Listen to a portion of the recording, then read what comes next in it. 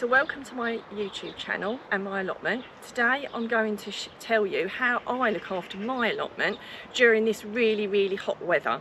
I think most of the UK is experiencing above average temperatures, and it's a real worry as to how we look after our plants. But I just want to reassure you, it's really not as hard as everyone makes it out to be, and I want to give you some top tips and things I do to make sure that my plants stay healthy and I'm not up here every day watering. Isn't that fantastic? So if you've not already subscribed to my YouTube channel, if you could please do so, because you'll get lots of helpful hints and tips all throughout the year from my home garden, my allotment, and also my home kitchen.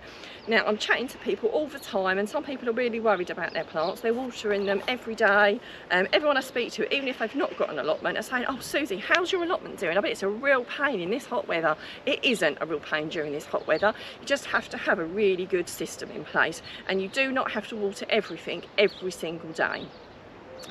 So I'm going to be talking about my allotment today, not my pots at home. That's a completely different ball game. We'll start with them first, only because they're not up here, and I will be doing a separate video on that. If you've got anything in pots, they will need to be watered at least once a day, if not twice, especially if they're tomatoes and they're fruiting and they're large tomatoes. So that's a completely different ball game. What we're talking about is your allotment, where everything is planted in the ground.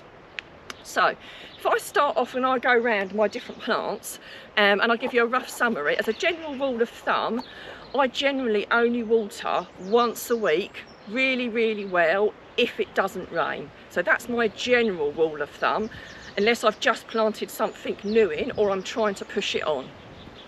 This year, because it's really hot, during this very hot weather, as a general rule of thumb, I'm watering it twice. And I'm watering it twice very well. You know, I'm making sure that the water goes deep into the ground. It's not just splash. I'm making sure that the ground actually gets a really good soak when I do it. One thing I will say is a really good way of keeping the moisture in the soil is to dig a lot of organic matter in. So if you've not done that already, it's too late to do that now, but before next year, you know, over the winter, dig lots of organic matter in, because that keeps the moisture in the soil and means that you don't have to water your crops quite so much, because that's the ultimate. You know, the farmers and things, you know, commercially, they couldn't possibly water everything every day. It just would not be workable. And by digging organic matter in, that makes a massive difference, and it's also really good for the soil as well. Now, you can only do that over time, because it takes a few years to do it, but I've been doing that with mine over a number of years. Now, that generally helps. Now, what I wanted to emphasize is that, you know, the ground doesn't dry out quite as quickly as you think it does. We gave all the allotment a really good soaking on a Sunday, which was just a couple of days ago, and we gave everything a really good go. It's been incredibly hot the last 2 days. We've had record temperatures, you know, the hottest that have been on record. And still, when we came up here today and we started to weed around the leeks, because that was my job for today, not to water, because I'd already given it a really good water on Sunday, but to give it a really good weed. And what we found when we were weeding was there was still moisture under the ground, you know, so that just goes to show that the ground deep down isn't as dry as you think it is. So your plants are still getting water from deep down in the soil. If you water too much all the time, you will get surface roots on your plants, and then they will rely on you watering them every day or every other day.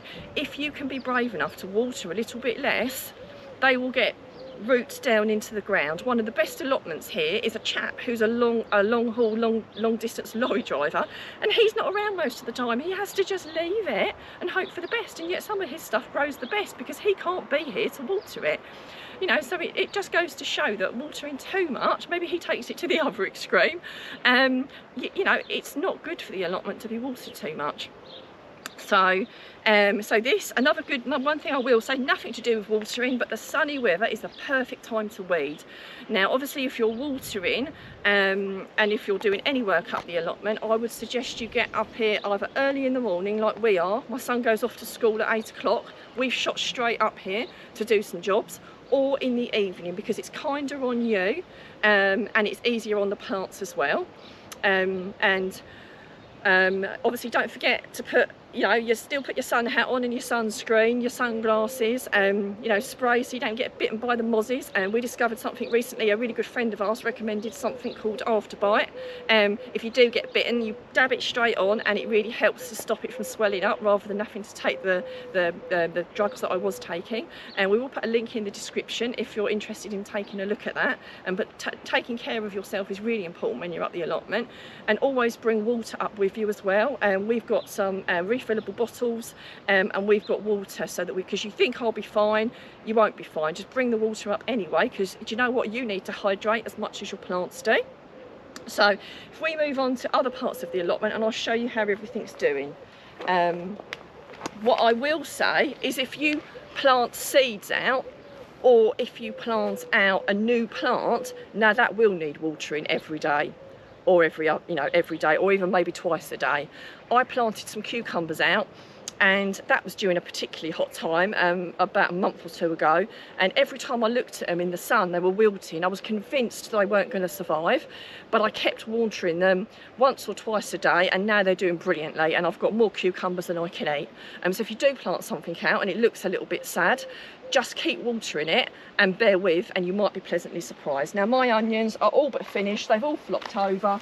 I'm not watering them because they're really not going to do anymore, so I wouldn't even bother watering those. These are my beetroots, lettuce, spring onions and some peas that I've just planted up now. Now if it doesn't rain at the moment with this very hot weather, I would definitely water them twice a week because they're a little bit more fragile, and they may very well need it. They might be all right with one water, but I would say two when it's really hot like this. The carrots, again, once or twice a week, all depending. Like I say, at the moment we're getting no rain, so I am doing it twice a week, but generally one would be sufficient. Same with the beetroot and the lettuces here. These are a bit more established, not quite so much, but I'm really trying to push my beetroots on. So again, only twice. Only twice, really. My potatoes are so well established. They had plenty of rain when they needed it.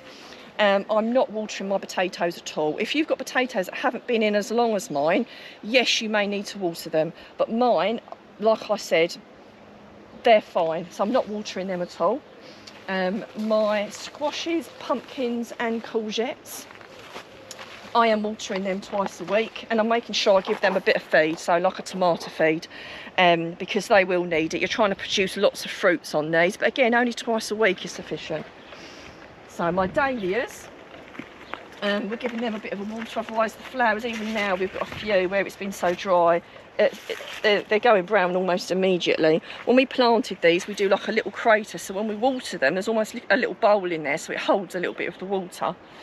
And the beans, again, twice a week is more than sufficient for those. So like I said, twice a week for all the squashes, the pumpkins and the courgettes. And as you can see, my stuff's not suffering at all. I've had loads of squashes off this already. They're doing absolutely beautifully. So, and look at the size of this. Look, how dry has it been? And these have been produced. So it just goes to show, and I've had some really large courgettes come off over the last week, and it's been, although we've had the hottest days the last few days, it's been pretty darn hot, and we've not had any rain for quite a while. These are a little bit more fragile, these chards. They do have a habit of flopping out, and for some reason they seem to struggle a little bit more than anything else does. So these have had a little bit more than the other things, but you just have to use your common sense a little bit. If you go around your allotment and it looks like something's suffering, use your common sense. Do you know what I mean? Because not every plant grows the same every year. So these, I come up here and I sometimes find the allotments are really flopped out on a hot day. Sometimes that's normal and they will just do that, and as soon as the sun goes in they'll pull back up again, which sounds really odd, and they probably would be fine, but I have been a little bit more generous with these. My purple sprouting and my Brussels, just twice a week. If you've got something like cauliflowers, now you might need to water them a little bit more because they can be a little bit temperamental. So if you're growing cauliflowers and they look like they're struggling a little bit, you might be tempted to water them a little bit more, but only like 3 times a week maximum. So my kale, the same thing. I could probably just get away with watering that once a week, to be fair, but if we've got the hose out, we'll probably do it twice just because it's really hot. And my broccoli, exactly the same thing. genuinely, once your brassicas are established, they're really actually quite hardy to the dry weather. That being said, this is exceptional weather, and I think, you know, we're, most parts of the country are hitting record highs, so I'm being a little bit more generous. Now, I really hope that that's reassured you that it's not as bad as like you think it's going to be. I'd love to know what everyone else is doing to manage their allotment during the hot weather. These are things that I personally do year in, year out, and I get really good results from what I grow. Like I've said before, I'm not RHS trained. I'm not an expert. I'm just someone who's grown up growing their own vegetables since I was a baby. So I'm just doing what my dad did, what my granddad did, and what others have taught me over the years. So I hope that's been useful, and do please let us know how you're getting on. Got any questions, please do put them in the comments.